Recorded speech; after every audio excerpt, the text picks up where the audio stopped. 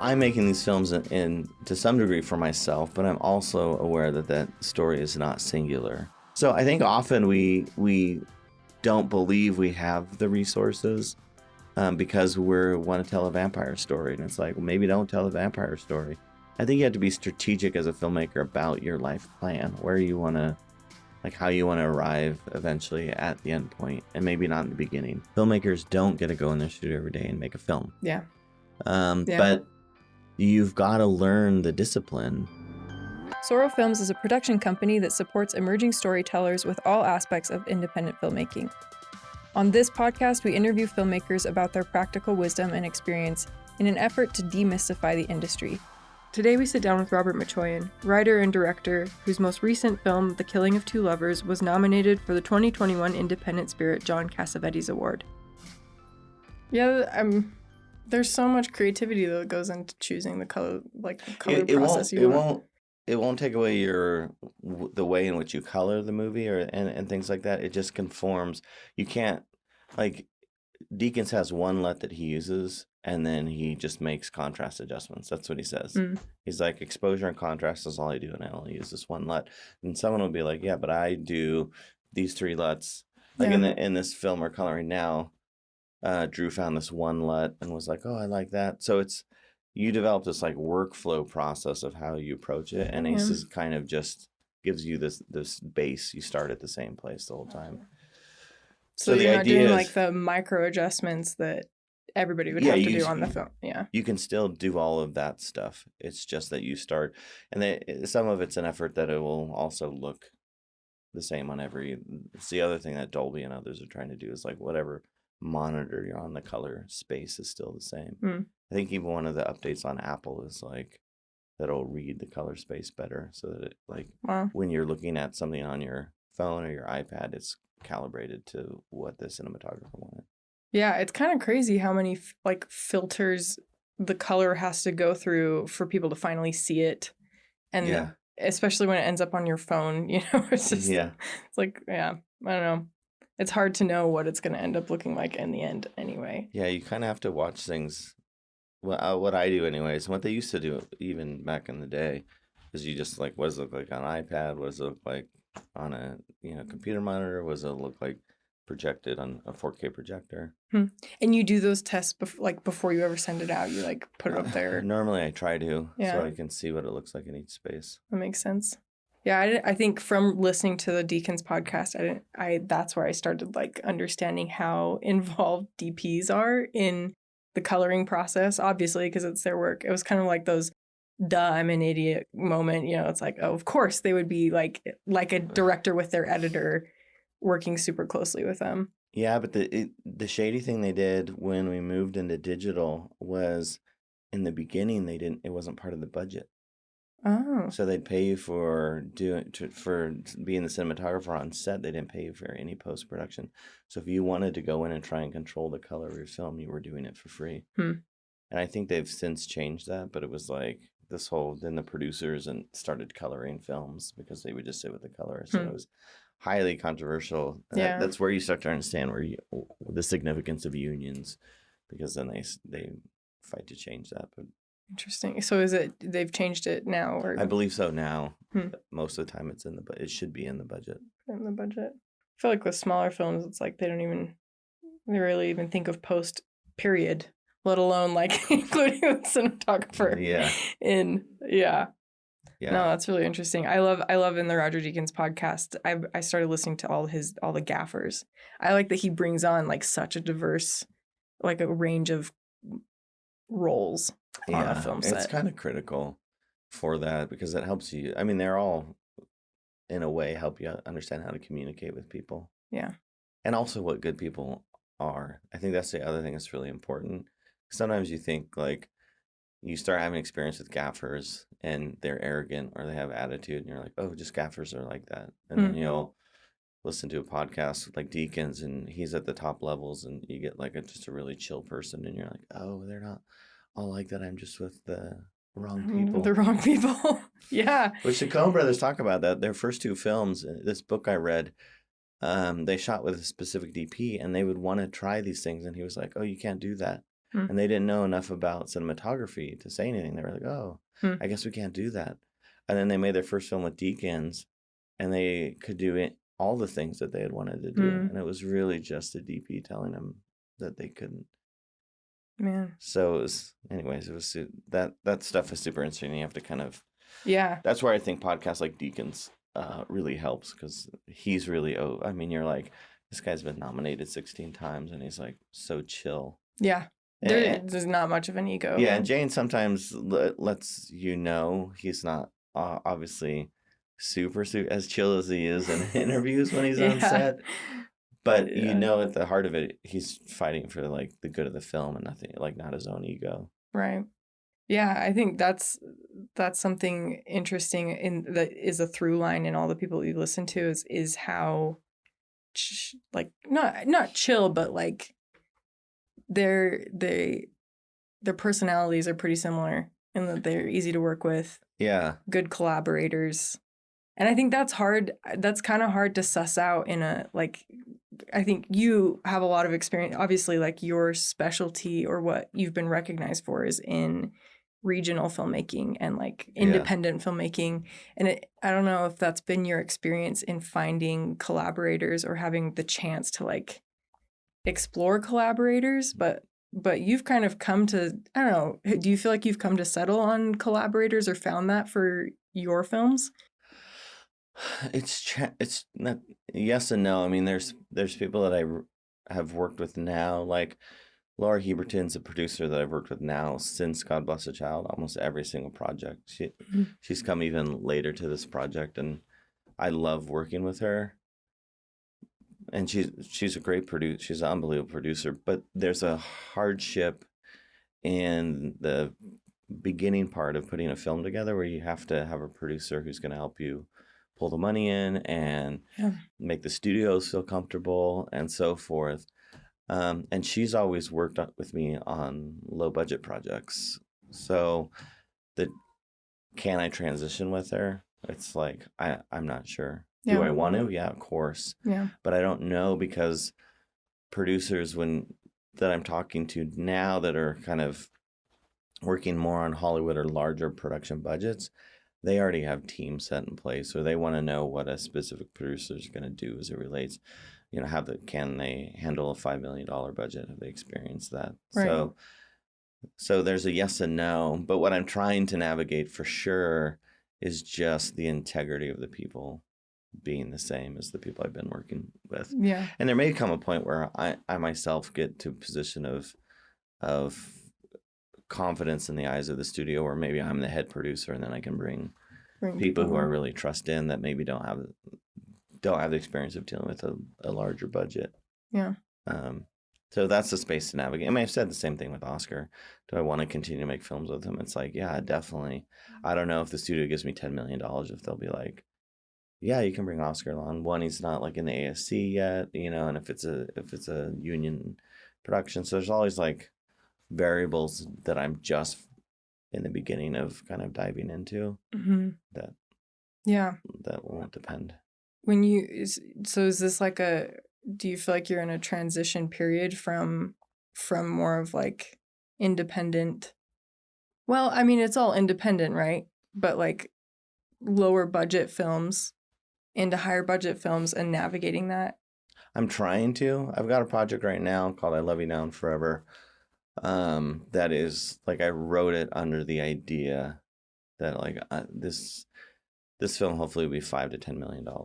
And I can write another film that, I mean, the positive of, you know, the last 10 years of making small budget films is I know how to do it, and I can do it at any time. Like my Rodrigo Hedbeck, who I've worked with often, it's like him and I can make a film with two people. So we have that skill set. But it starts to get exhausting a little bit over time. And not that I mind. I'm in this weird place where I'm like, look, I'm either going to continue to make films and with Rodrigo, and him and I will just make these tiny films where we have 100% creative control, and there's nobody to really influence what we do or how we tell our stories. or I want to move into bigger productions with more money and more resources, so that I have an opportunity to tell stories on a larger scale and accept that there's some compromise that comes with that.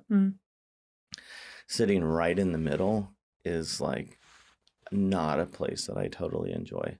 You know, like the film we've made right now is about, under $1 million. I'm excited about it, but then there's all these variables that come into place because you took so much money, who's your cast? Is your cast recognizable? Yeah. And all that stuff can be good. Like I'm excited about, like in this new film, we have Clayne, Jordana Brewster, and Jeffrey Dean Morgan. So it's all really exciting, but it's like, we only had enough money to have Jeff for a day. So it's like cramming everything with Jeff for a day. We had Jordana for 2 days. That's all we could really put together. So we crammed everything with her for 2 days. And they're both amazing actors, but the pressure of getting everything I need out of them for 2 days, that's where I'm like, I don't know. I didn't enjoy that. They're great actors. I didn't feel like I got completely the time that I needed. Yeah. And I didn't enjoy that. I don't know that I want to keep doing like that aspect of it where you just get little bits of people for a really long time. Yeah. Or for short amounts of time. Whereas with Clayne, I've had the ability to have them, we're able to work through it. But even then, this was a bigger budget. We only had 4 more days than Killing of Two Lovers. So it was like, that didn't expand. Yeah, it's like, it's different elements you're bringing in, not necessarily length of time that. Yeah, I tell a story about when I lived in Monterey. A buddy of mine, I had just got into cycling because my friend bought me a 10-speed, literal like 1980s 10-speed. So I was riding, 20, 30 miles. A buddy of mine caught on and he rides, his bike was like $12,000. And so we would do these rides and talk and stuff like that. Well, he got a new component for his bike that was $3,000, and it was a derailleur. It was a back derailleur. And it was like the one he had prior was, I think, 5 ounces, and this one was 3, something like that. Don't hold me to accuracy, but I made fun of him. Of course, I'm like, dude, you spent $3,000 on 2 ounces? That's ridiculous. And he said to me, there gets a point where you can tell the difference between the two, and you can tell the difference between the performance. And he rode his bike to and from work every day, 12 miles. So it was 24 miles every day he rode it. So, and I just kind of, threw that off. And then there came a point when I was riding this 10-speed that I was doing 40 miles. And it was like, I started to be able to tell in a small way. Well, as that relates to filmmaking, that middle area, you like feel what you don't have, the resources you don't have. And you see how not having those resources starts to impact your storytelling ability. Whereas if you go with the crew of 2, you're aware it's like if you did 40 miles on a BMX bike, it's like you're aware that you accepted the tools that you have access to. You made the decision beforehand that it's going to be hard. And everything is navigated under that ideology. As opposed to that middle, it's like, you almost have what you need, but you don't have what you need area. And I don't know, friends of mine have told me when you get into even like 5-10 million, it's like, it's not really that much of a difference from $1 million. You just have, you're able to get the cast you want. Well, I think I was going to ask you about like what resources end up taking the money that you get in addition, if that makes any sense, that question. Yeah. I asked that better, but. Yeah. Well, yeah, like one of the big difference from Killing of Two Lovers to Joseph Chambers, for example, significant budget shift. But then for Clayne and I, it was fighting for the crew to make sure the crew got paid, like the rates that they need to get paid. Yeah. So that took up a lot of financial resources. Unfortunately, COVID took up a lot. I think it testing and safety protocols were about $30,000. Wow. For a 15-day shoot, which is insane. Some people make movies in that amount of money. Yeah. So those resources, again, the actors, getting actors out and working with SAG. a project being SAG signatory comes with, all the actors have the right or are supposed to fly first class. So then those costs come into play. Yeah. And so, which when you travel a lot, I get it. First class seems really luxurious, but if you're traveling so much, it starts to get. I mean, I did a lot of traveling in coach, and I was like, oh, I see why actors want to just be in first class because you have more legroom. And then, yeah, you have to, there are just these series of like costs, the things you can't ignore, like E&O insurance. There's like, all of a sudden, like you have to be a grown up and like about making cinema. And all of a sudden you're dealing with like a lot more money than that should have been spent on the other one that you were naive to. Because you were just like, a few people just like making a movie. Yeah. And those questions come into play really. The big difference as well when you start to move in these other levels, for me anyways, is the ethics of, now you're in a position where the film has the potential to make serious amounts of money. So you have to be really careful about how you're asking for favors. Where again, if you're making a film for $10,000 to $30,000, you're asking for favors. The potential of the film doing well is so very low that you're kind of asking people if they want to be involved in this little journey, this art process, and they know that. When you're working in these mid-level budgets and you're starting to do that, like having Jordana Brewster and Jeffrey Dean Morgan on this new film, like they bring attention. So if I turn around and ask somebody to work for free and this film goes on and sells for $5 million, I have an ethical obligation to go back and like figure out how to pay that person. Right. Because I use their time, I use their resources, and the film made money. But if you don't have that in your contract, it's not like the film, the ownerships of the film will turn around and be like, oh, hey, let's trickle down and go back and pay everyone. An ethical obligation, but no contractual obligation. Yeah, and as a business, it's not good business to then turn around and pay all these people that chose to work for free. Yeah. So you're then living in a world where you're like, do I take whatever profit I make on the film, and then I start to go back and pay the people who have given up their time? And again, short answer is yes, but if you end up making only, say as a director, I only made $5,000 off of a movie, and I'm like, I got to go back and pay everyone. Well, the workload I did against the workload that person I asked for half a day of free time is significantly different. So it's like, what of the $5,000 do I give them? Like, what is fair pay in the distribution of work wealth, our workloads? So it ends up getting really complicated. So it's better if you're living in a $5 million world and everyone gets paid and you don't have to wonder. You think of it beforehand, take care of it. It makes $300 million, everyone's covered, Yeah. I do wonder that a little bit with Nomadland, and there hasn't really been a discussion. I'm so curious what the actors who contributed to that film, if they were paid low SAG rates, were they paid, as, supporting roles? Because there are a couple women in that film that are supporting roles, even though they're not as famous as Frances McDormand. They're significant. Yeah, they're almost more significant than Frances McDormand because they give the authenticity of the movie that Chloe was looking for. So it's like, were they paid, $30,000-$40,000 for their role in it? I don't know. Yeah, that'd be an interesting thing to figure out or to ask. How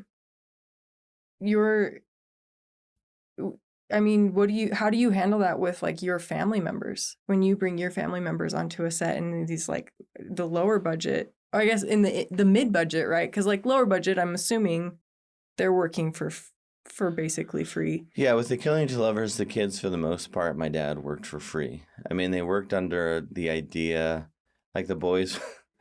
The boys were like, because we had a golf cart on set, they were like, okay, if this film gets into Sundance, you got to buy us a golf cart. Like that was their negotiation.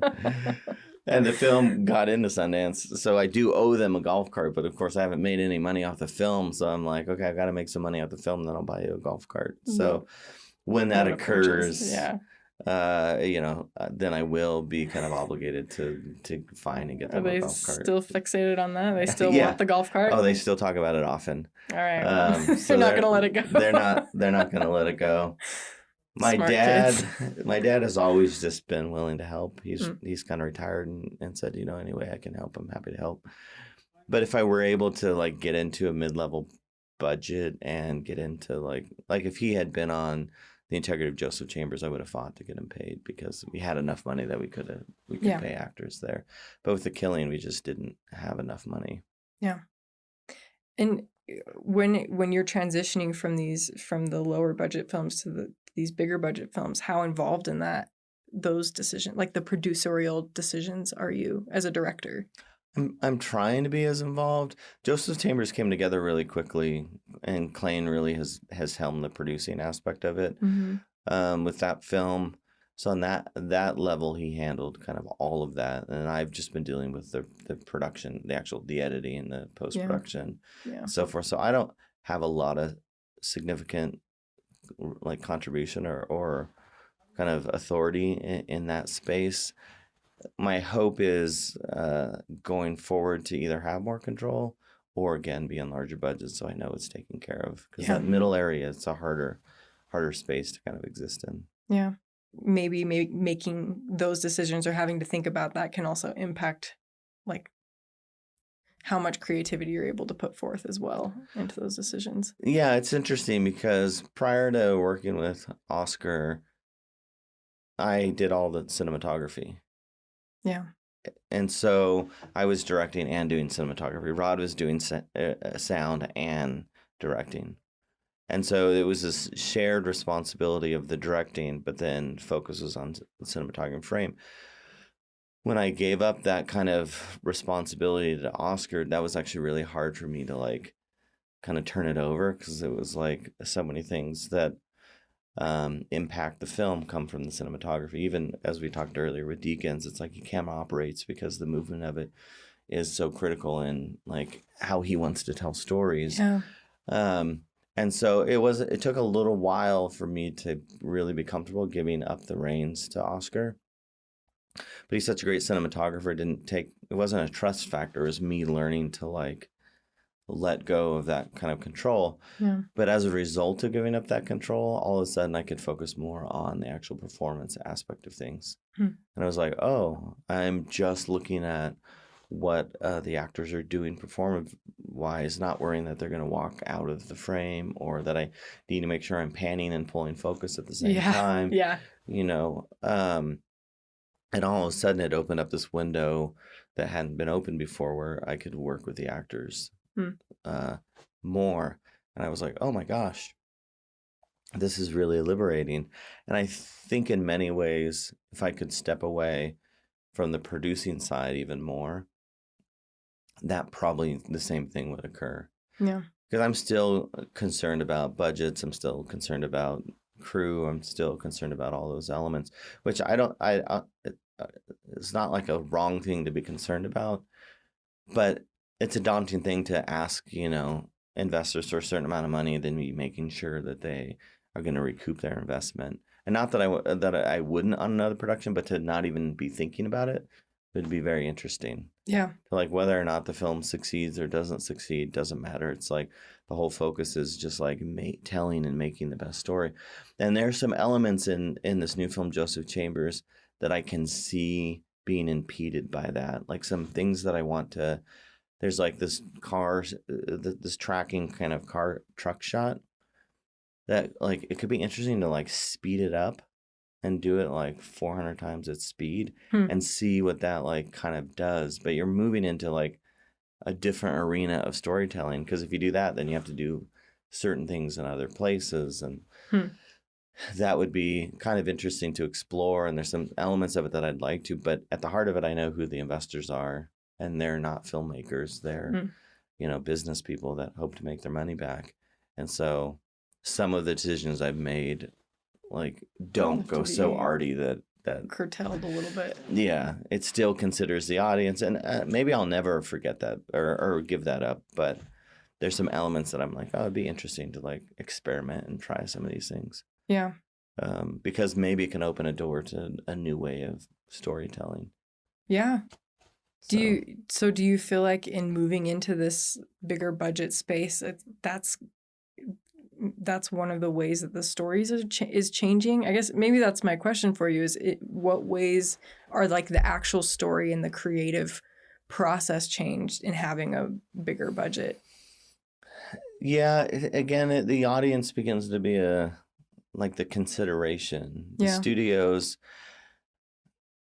I mean, one of the things that's important, or at least for me, I read this article with Sean Baker, for example, who I admire his films and love his work.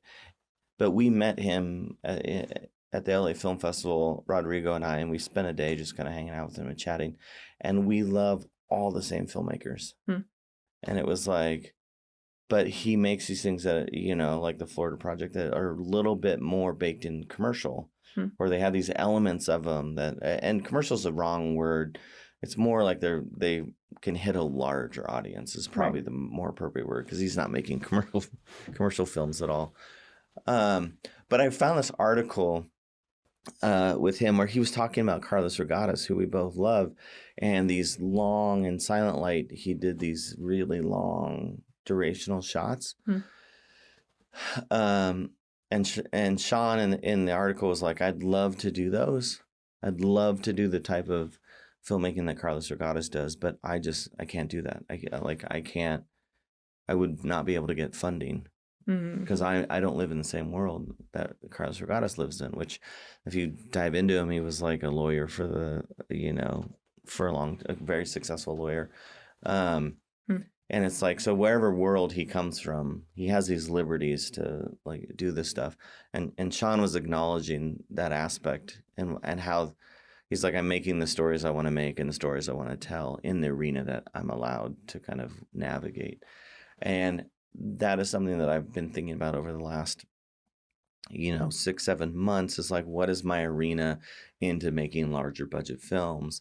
And some of that is, at least as I've talked with studios and taken these meetings, is like, think about things that maybe appeal to a larger audience, but can still have your style and aesthetic on it. Yeah. So the script that I'm working on right now, for example, is a robbery film that's baked in a genre we have genres of robbery films, but then has the elements of like moral quandary that I really like, and commentary on this, like, this state of us socially as a society, focused on kind of the middle class, or the lower middle class, to poor live. It's like, where I live, how can I tell stories about me? Yeah. If I can bridge those gaps, then I can move into the higher films. But I don't know.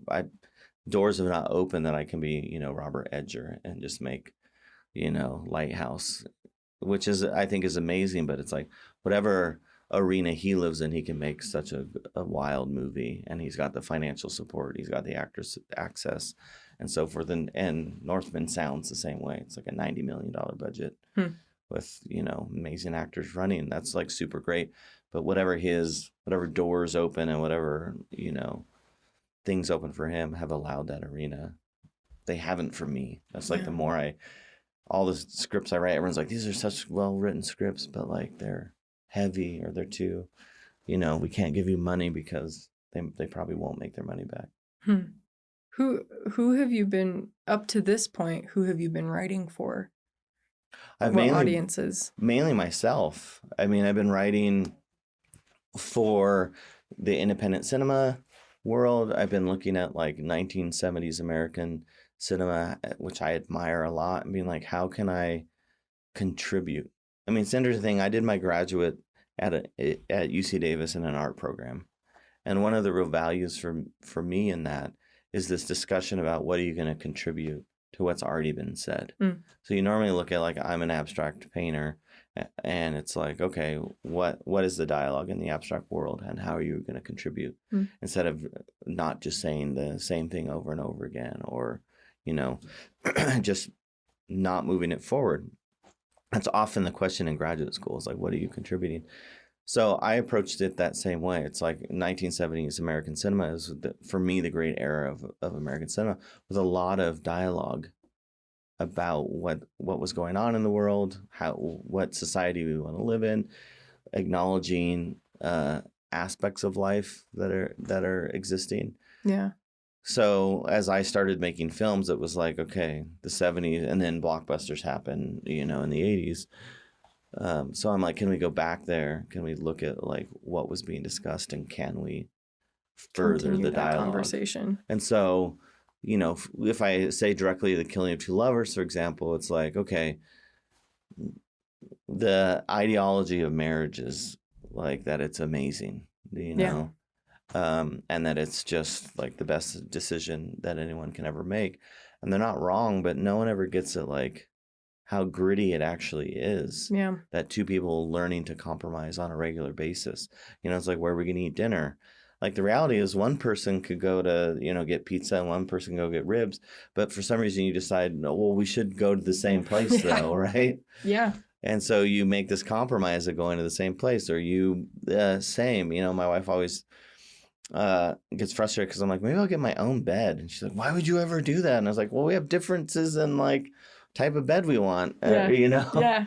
And it's like, no, you don't do that. You sleep in the same bed. So there's all these like, those are subtle, but then you start getting bigger. Like, you have children and you're like, how do you want to raise your children? What are some of the ideologies or the way you want them to exist? Because anything you teach your children is ingrained, embedded in them. If you teach them to recycle, they care about recycling. If you throw your trash on the side of the road, they probably throw their trash on the side of the road. And eventually they'll become their own people, but those ideologies are always embedded in them. So it gets complicated. Yeah. And so when we're looking at Killing Two Lovers is, of course, a film, but it's also looking at like marriage in and of itself is complicated. There are pretty intense arguments. There is periods of time where you don't want to be around each other. Yeah. But there is, in many ways, value of like working through those things. And I think if more people kind of understood that, they might go in a marriage actually better informed. Yeah. And then it wouldn't be like you have a big argument and you're like, oh, maybe we're not going to make it. Yeah. It's just like, oh, no, this is just part of the process. With God Bless the Child, that film was motivated by my dad, who had, he told me a story about his mom who would, she struggled with depression, and she would just pack up and leave at times in his life. If people didn't eat their green beans at dinner, she would like go in her room, fill a suitcase, and leave. Wow. And he was, I think, 63 at the time he told that story, and I was like, wow. I mean, he talks about his mother, but he never really shared the impact on him. Yeah. And so there's these interesting things about him. He'll eat everything on his plate, even when he comes over to our house. And if Rebecca and I somehow get in an argument, even at dinner, he gets very quiet and very focused on his food, Interesting. And I was so impacted by that I was like, obviously he's not an isolated story. And it's like, we've seen stories that deal with depression, but normally it's the lead character is the person dealing with depression. Yeah. I was like, could we take a story and deal with the impact on the children? And so God Bless the Child really looks at that impact. And because the kids are different ages in the movie when you meet them, there's different relationships to understanding what's going on. The 1.5-year-old in the film's not going to really know what's going on, but the 13-year-old does know what's going on. Yeah. In the case of my dad, he was very much the oldest kid, and so he was responsible to kind of parent the younger kids in that kind of struggle. So I'm making these films in to some degree for myself, but I'm also aware that story is not singular. Yeah. And so that film got into South by Southwest, and a result of it is meeting, like after the Q&A, people being like, okay, I'm Ari, or I'm, Harper, or I'm... They connect with it. Yeah, I had a social worker who came up after and was like, I deal with these families every day, and I always hope that there's a Harper in those families, because she's the older sibling. So the film ends up connecting universally, but it's not going to be a blockbuster. Nobody wants to... Yeah. Like, there's a limit to how much people want to handle sad or hard stories. It's like, there's only so many, as opposed to watching an Adam Sandler, Grown Ups, or another movie that you can just, like, if your job already sucks, you can turn off and relax for a period of time. Yeah, that's an interesting a distinction to make between, like, if we're talking about, lower budget versus higher budget, the lower budget is more of like, there's more freedom to comment on previous conversations, whereas these higher budgets, if you're trying to, is that really the case that the broader community doesn't really want to talk about these things, or that they just don't see film as an avenue for conversation and more just as entertainment, and that's how the producers see it. On the levels of making billions of dollars in 1 month, it's clear that an audience wants to be able to forget. Yeah. They want to feel some emotions. You can see that in the Marvel kind of, end games or whatever. Right. That they want to laugh. They want to be able to cry, but they want it to all exist in a world that's not real. Yeah. So that Not it their never world. comes back to them having to think about their relationship with their mother or their son or their... Yeah. So it's obvious in the billions, if you want to make billions of dollars, that you should really live in this fantasy world and make sure that people feel that way. But if you want to live in the 100 million worlds, you have Parasite. So you do have an audience interested in looking at a complicated situation. Yeah. And sometimes they'll be like, yeah, but that was kind of lightning in a bottle. And it's like, it isn't really lightning in a bottle. It's a really well-made movie. And there are crappy blockbuster movies that should make $1 billion that don't make $1 billion as well. And there are, $50 million movies that should make $100 million that don't, and it's how you look at, or how you want to look at how things succeed. Because, there's a formula for script writing when you're dealing with studio films, but as many as good films get made, probably 2/3 are actually very, very bad movies and really bad movies. But for some reason, there's this dialogue that pretends that all those garbage movies don't exist. They go, yeah, but look at what, whatever's doing, whatever big movie's doing. It's like, I know, but with that movie, there were also 10 awful movies, No one's talking about the fact that Zack Snyder, spent $70 million to like do more to Justice League, and it's still a piece of garbage. And that could have financed like multiple other films, right? Yeah. It's kind of a bounce back, stay positive kind of a, let's focus on what good happened. Yeah. So I wish that there was more of a look at that there is an audience. There are people who are wanting actually these mid-budget movies. Yeah. But if the expectation is to make such a significant amount of money, then we're having the wrong type of dialogue. Yeah. I mean, Ron Howard once, when he it was like David Letterman, they were talking about Cinderella Man, which is a great film, and they were like, "Oh, that film bombed," and Ron Howard's like, "No, it didn't. Yeah, it actually made a profit, and everyone, all the producers, everybody made money. They just didn't make a ridiculous amount of money, and because they didn't make a ridiculous amount of money, it's a bomb." But he's like, it definitely didn't bomb at all. Right. Yeah, you've mentioned in one of your previous interviews, I'm trying to remember which one, you were talking about it was with the MoMA. You mentioned that if you'd like producers to see that these regional stories that you're telling, these rural stories, there is an audience for them, and there are people who want to watch them. And do you think those, like, is that kind of what you're hoping to aim for in like these, like the $100 million budgets, like being able to open up that door to still bringing in these more rural stories, like you were saying, but on a bigger scale?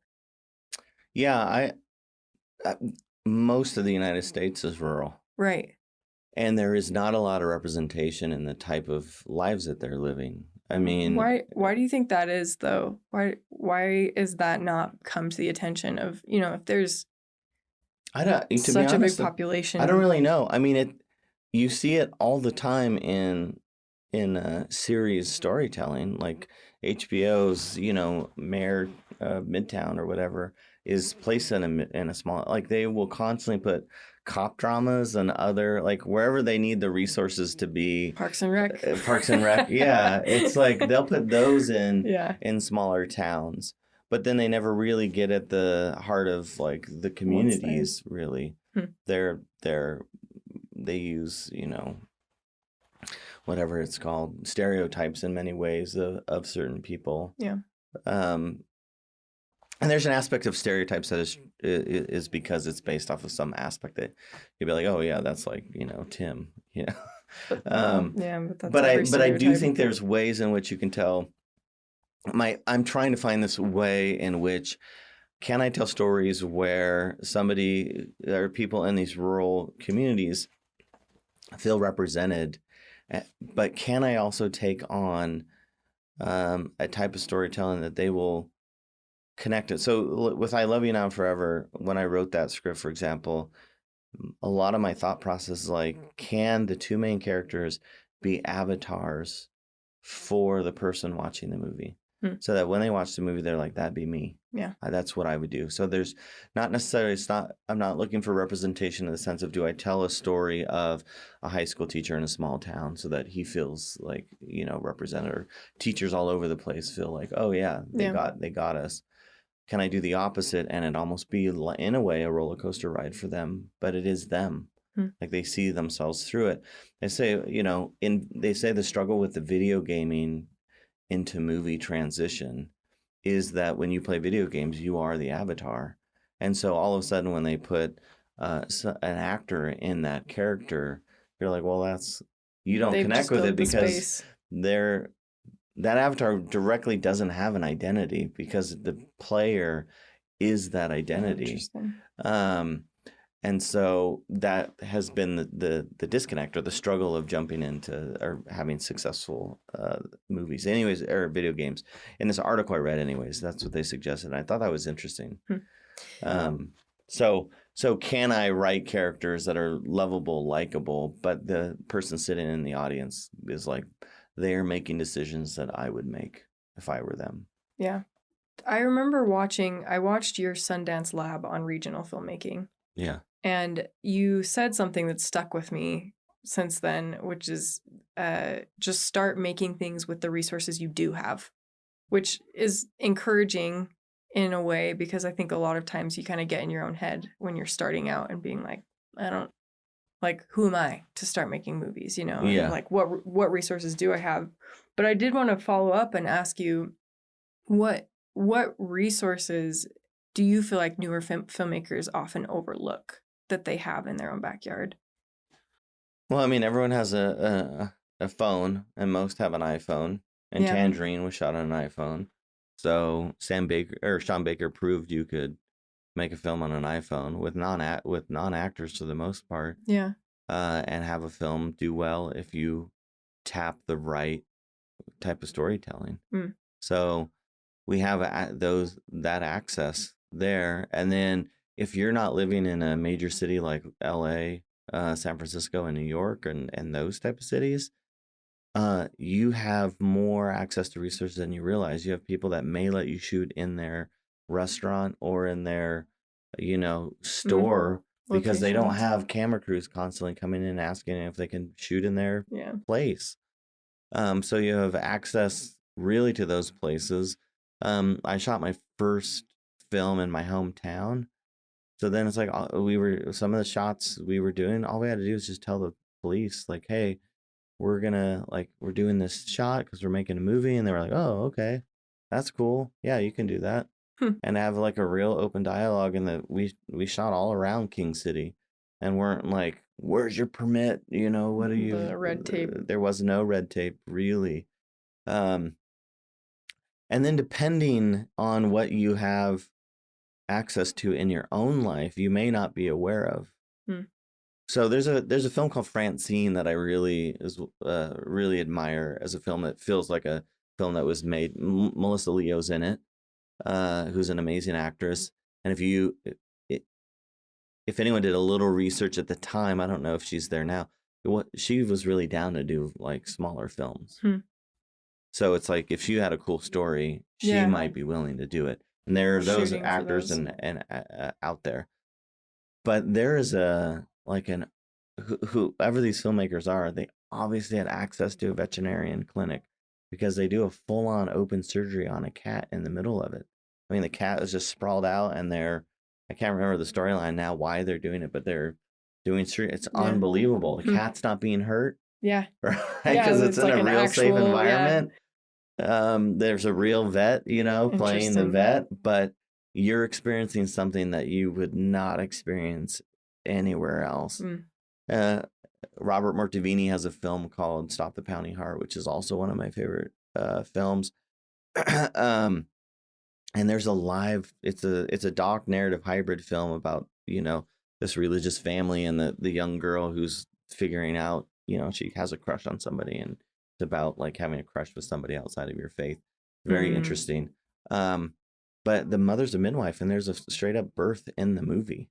I mean, you watch a baby get born for real. Yeah. So whatever Roberto had access to, like being present in a room where a child actually came into the world and having that in your film, that's in his movies. So it is kind of important to think about, like, okay, what things do I have access to? I mean, I had a student that had access to a zip line. Her family owned a zip line company. I'm like, can you think of something that happens in it? Like, zip lining's unreal. Like, that's an amazing. You have shots that maybe somebody else can't really get. You're also dealing in a community. Does your family own a restaurant? Can you tell a story that centers around a restaurant because you have access to like, and your production value goes like through the roof because you have all those things. So I think often we don't believe we have the resources because we want to tell a vampire story, and it's like, well, maybe don't tell a vampire story. Maybe tell the story that's like really grounded where you are, and then 5 films down the road you make the vampire movie. Yeah. It's really like, I think you have to be strategic as a filmmaker about your life plan, where you want to, like, how you want to arrive eventually at the end point, and maybe not in the beginning. Yeah, starting with the end, starting at the end in the beginning, but just starting at the beginning, but with the end in mind. Yeah, because I mean, if you do want to tell a vampire zombie story, maybe you do that. Maybe in time you eventually will. But if you make one with very limited resources right now, you don't have what's necessary. Yeah. I mean, a guy who I went to college with, he's an amazing storyteller, but he was really into that kind of steampunk aesthetic, and he wanted to tell a steampunk story. And so his short, his thesis was a steampunk, which we didn't have all of the resources or the funding. He did a really good job for what he had access to. And if he knew studio executives that just needed to see the potential and they didn't care that the stuff looked fake or that you could tell it was a stage, and they could be like, oh, you took $10,000 and you made this amazing kind of story that no one will ever see, but it gives us the confidence. It's a proof of concept enough for us to give you $50 million to make a bigger story. Then it makes sense to make that movie. But if you don't have the access to the person then you need to make a movie that actually highlights your directing and you as a director. And it goes like, oh, you actually are a really good director. You got good performances out of your actors. And then you can eventually work your way into the steampunk storyline. So The Killing of Two Lovers comes out May 14th in 30 cities, right? Yeah. What are you looking for in terms of reception, or like once that theatrical release happens, what does that do for you moving forward as a director? I'm hoping 2 things. One, I'm hoping it just connects with audiences. It would be really cool, and obviously every filmmaker hopes that. But I really do hope it does well regionally. Yeah, I hope like people in Iowa go and see it and really like it. I hope people in Tennessee go like, dude, there's this really cool like fun movie, and that there's an aspect of representation there, and that and that's not just for me as a filmmaker, but like, if it did well that way, it opens up like these stories can be told. And all of a sudden, like, oh, it would be really cool to continue to be able to tell stories that take place in small towns and to kind of feel like an ownership. And it's not that I only want to tell those type of stories, but I am connected to those, like where I come from. I have an affinity for that. so I hope there, because that would be that would just be very cool that people really kind of connect with it. There's another aspect is that I hope it makes $3 million. Like yeah, that it opens gives a lot of doors. it for opens you. up a lot of doors. It gives you, and maybe I'm naive about this. Maybe it doesn't give you these things, and maybe I think it does. But my hope is it gives me the ability to be like, look, the type of storytelling that I want to, that the way in which I want to tell stories actually resonates. Yeah. And if you need a dollar amount to understand that, then here's the dollar amount. And of course, every studio would be like, $3 million is like, we don't even make films for that much money. Yeah.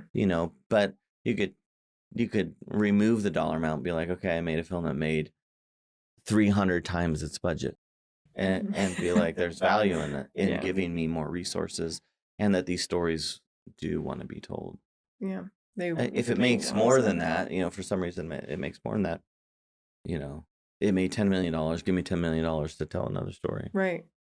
Well, maybe this is kind of the wrap up question for you, is for our audiences and for those just starting out in film. Like, what's your advice for developing that sensibility on stories, or developing your voice as a filmmaker in the kind of stories that connect with people? Well, one is getting like all the bad ideas out. Mm-hmm. Like, you do need to just like make a lot of work. And I came into filmmaking at the time that Mumblecore was going on with Joe Swanberg, and Greta Gerwig comes out of Mumblecore. Yeah. And a slew of other filmmakers come out of that, and they were like, HD had been invented, let's liberate ourselves. And if you watch many of those films, they're garbage. They're not great movies. But what's occurring is they're learning, like painters learn how to tell stories. Painter gets to go in their studio every day and paint. Filmmakers don't get to go in their studio every day and make a film. Yeah. But you've got to learn the discipline. Film your roommate eating, making dinner, and be like, how can I make this interesting? What is the arc? What is the narrative arc of this process of, making a meal? Because once you get through all of the bad stories that you're thinking about, because normally you start very epic. I mean, it's our nature to be really, we're pulling at life, for example, like what stories resonate with me. And it's like, well, I'm a college student. Maybe sadness is the only thing I can relate to, because I came to a university, I got extracted from my family. It was hard to get to know people. Yeah. And so I became depressed, and they'll focus on that depression. But they may take the narrative very like sometimes I say to my students, they'll photograph, like when they photograph depression, they photograph somebody underwater, or they photograph a slow shutter speed so that it's really blurry, right? Yeah. And I'm like, well, get that out, because like you're seeing depression in that way, but depression itself is very layered and very nuanced and very complicated. And how can you communicate, if that's a storyline you want to follow?